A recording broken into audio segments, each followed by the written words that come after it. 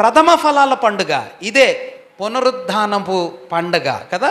ప్రథమ ఫలాల పండుగలాగా ప్రభువు మృతులలో నుంచి మొదటివాడుగా లేపబడ్డాడు అనే సత్యం ఇక్కడ కనిపిస్తుంది. ఈ ప్రథమ ఫలాల పండుగ నుంచి 50వ రోజున ఫల సంగ్రహ పండుగ.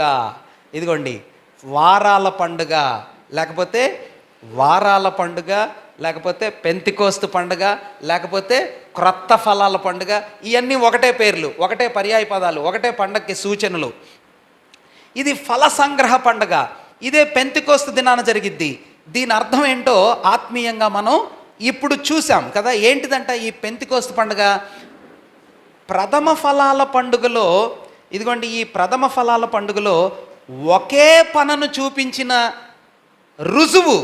ఈ పనని ఇక్కడ ఇలా చూపిస్తున్నాం కాబట్టి బోలెడంత విస్తారమైన పంట వచ్చిద్ది అనే రుజువుగా ఈ ప్రథమ ఫలాల పండుగ ఉంది. కాబట్టి దాని సూచనే ఫ్యూచర్లో వచ్చే ఫల సంగ్రహ పండుగలుగా సంఘము స్థాపించబడింది.